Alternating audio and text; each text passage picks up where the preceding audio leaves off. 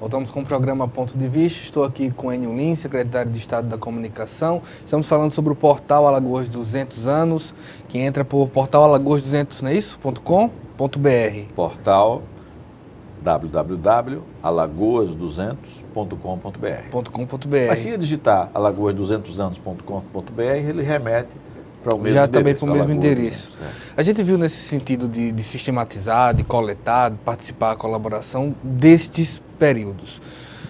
Tem desafio de entender, muitas vezes, ou de ter fontes que expliquem o que saía nos jornais, porque muitas vezes estava em outro contexto, muitas vezes alguns documentos são manuscritos. É envolvido de alguma maneira, não só o Instituto, mas a academia, nessa parte de colaboradores, há alguma estratégia de atração desses pensadores? Olha, a atração dos pensadores nesse primeiro momento, ela vai se dar pela sistematização do material, grande maioria já disponível, porém disperso, no mesmo endereço. Esse é o primeiro momento. O segundo momento é exatamente esse que vai precisar de um trabalho mais técnico, mais específico. Então, se nós pegamos um documento do século XVIII e disponibilizarmos ele na internet, ele pouca utilidade terá, a não ser o visual, você achar e ver bonito ou feio. Mas ele será escrito à mão, numa caligrafia rebuscada, às vezes difícil de você distinguir, e ele estará escrito num português arcaico. Então, muitas vezes precisa ser traduzido. É um trabalho profissional para adequação. Esse tipo de trabalho ele leva mais tempo. O portal, neste primeiro momento, não está se propondo a fazê-lo. É um trabalho mais de especialista, é um trabalho de poucos especialistas, inclusive, e que ele será feito independente do portal.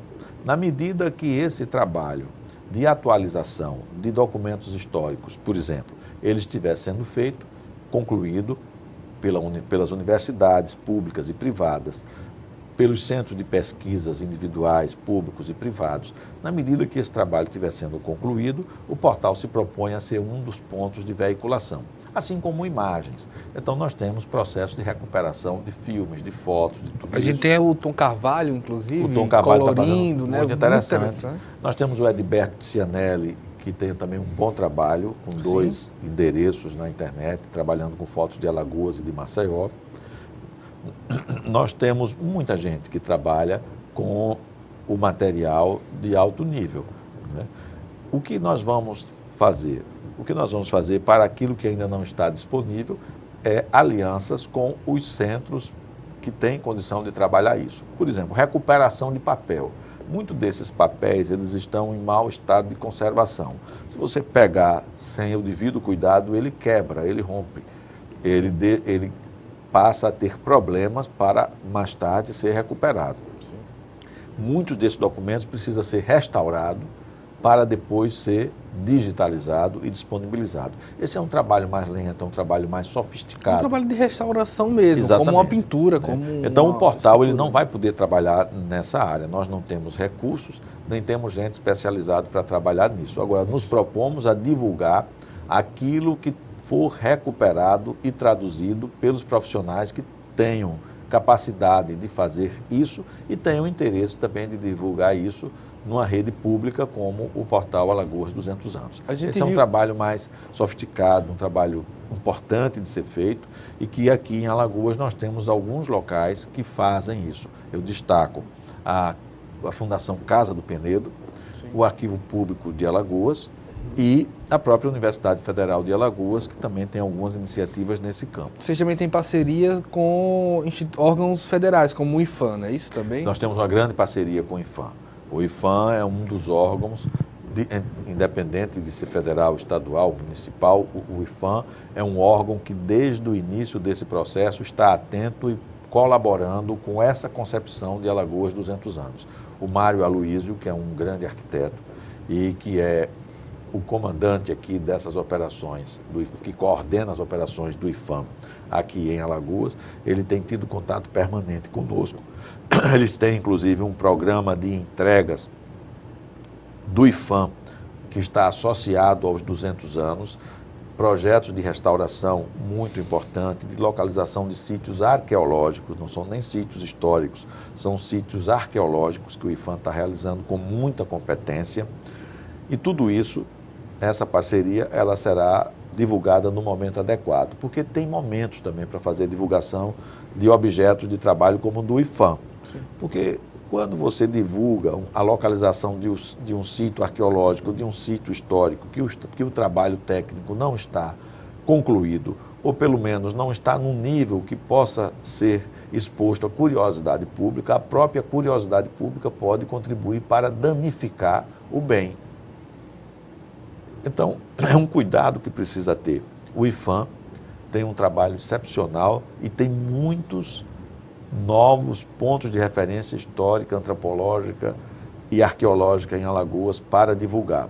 Agora, nós respeitaremos a agenda do IPHAN, porque ele é tecnicamente o órgão capaz de dizer, agora eu posso dizer aonde está o novo, a nova localização de mais um forte holandês em Alagoas, que tem. Eles estão trabalhando ali na região norte, na localização de mais um forte holandês que existiu aqui em Alagoas. Mas nós temos que esperar exatamente que o órgão diga agora pode ser visitado sem maiores riscos de dano. Estão fazendo também escavações muito importantes em Penedo.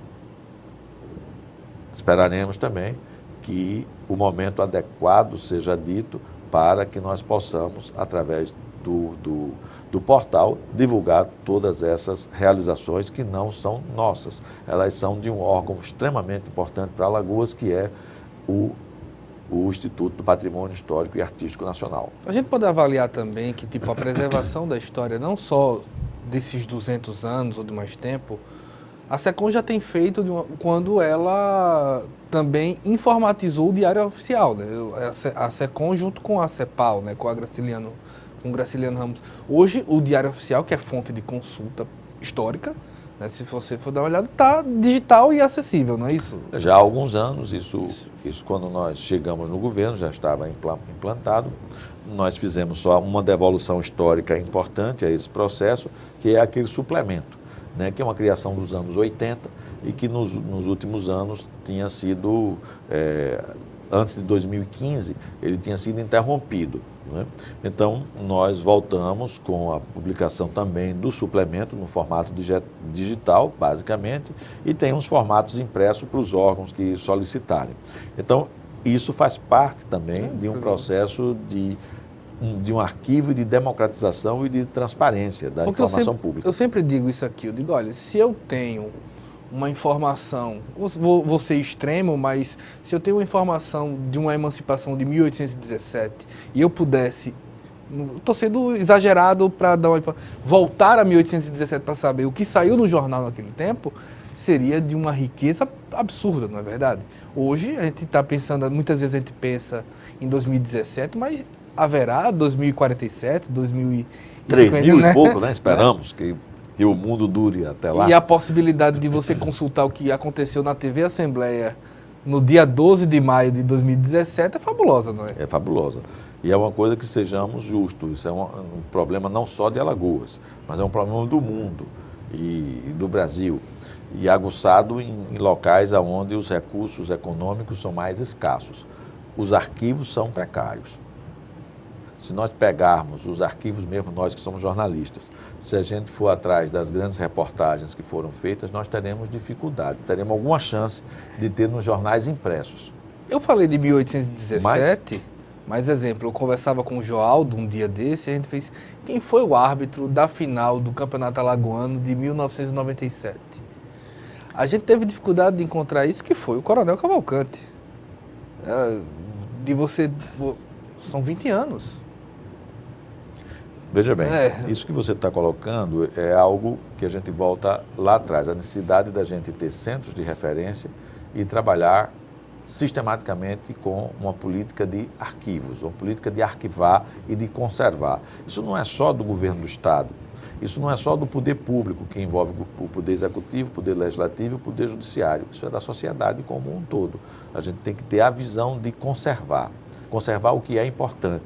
Mesmo que a gente erre, ou a gente considerou importante uma coisa que não era. Mas assim, não é Mas mais... enfim, é um erro justo. A gente tem essa dificuldade. Mas às vezes aí eu ponho para a tua análise, não é mais do que um sentimento de preservar. Quando você fala do sistematizar, não é um sentimento de posse da informação? Também tem esse sentimento de posse da informação, né? Que é uma coisa que tem seus aspectos positivos e tem seus aspectos negativos, né? Porque às vezes o sentimento de posse, ele tem uma visão excludente. É posse para mim, não é posse para você. Então isso é um problema, isso é uma visão errada. Eu sei, né? É. Eu sei. Então, é como se fosse um trunfo, né? Um trunfo, exatamente. Então isso tem que ser desfeito. Por isso que nós temos que preservar, no sentido de conservar, para que um número maior de pessoas possa ter acesso àquela informação agora e no futuro. Mas eu voltando a essa questão do jornalismo, para a gente falar da nossa categoria, como você falou dessa dificuldade, se nós formos olhar os arquivos jornalísticos em Alagoas, nós vamos encontrar alguma coisa dos anos 50, dos anos 60, dos anos 70, impressas. Mas se você for para a rádio, ninguém gravou quase nada, ninguém conservou quase nada do que foi veiculado em grandes programas radiofônicos aqui em Alagoas. É um problema. Nós poderíamos ter isso. Por que não tinha? Porque quando se inventou a fita regravável, a pessoa, para não comprar muita fita, ele gravava por cima, então ia apagando, né, aqueles registros sonoros. A mesma coisa aconteceu na televisão. Se você chega na televisão, você tem dificuldade de ter a memória da televisão alagoana. Grandes reportagens que foram feitas. Né? Se você pegar a televisão pioneira, que é a TV Gazeta de Alagoas, se você pegar a TV Gazeta, quais foram os primeiros programas veiculados pela TV Gazeta? Eu não sei se existem gravados ainda hoje. Não é? A evolução tecnológica com o barateamento dos suportes, ou seja, antes você tinha uma fita VHS, você tinha uma fita Umatic, que era uma fita beta, que eram caras. E como elas eram regraváveis, você terminava tendo que utilizar ela mais de uma vez, perdendo sempre as últimas gravações. Hoje em dia, o sistema digital já possibilita que você trabalhe de forma mais barata. É uma chance. Então, em vez de a gente chorar o que passou, porque não tem jeito mesmo, a gente tem que ter uma política de sistematização da informação contemporânea. Porque o que existe? Você tem, aqui na Assembleia, na TV Assembleia, nós temos programas diários. Mais de um programa diário. São horas e horas e horas todos os dias. Então, também, se a gente guardar essa informação sem uma sistematização precisa, ela vai ser impossível de ser pesquisada depois. Verdade. Porque é um volume tão grande que aí você vai ter imensa dificuldade de qual é a besteira que aquele Enio Lins falou naquele dia 12. Vai ser difícil encontrar. Se você não sistematizar agora, né? Até porque, exemplo, esse programa tem 1 hora. Se alguém quiser saber exatamente o que você acabou de falar, vai ter que assistir 1 hora. Vai ter que assistir 1 hora. Ou então, nós começarmos a trabalhar sistemas por temas que terminou a entrevista, a gente tem a condição de já sistematizar. A entrevista por fulano de tal, no dia tal, de tal ano, que falou sobre esses temas. Então, se nós conseguirmos fazer isso, que envolve investimento. Sim. Envolve investimento, tudo isso é investimento. Então, nós teremos condição de trabalhar o que a gente tem hoje, que já é um volume de imensa quantidade, só para a gente falar nos últimos 10 anos aqui em Alagoas. Pois é. A gente vai para o nosso último intervalo. Estou aqui com o Enio Lins, secretário estadual de comunicação. A gente volta já.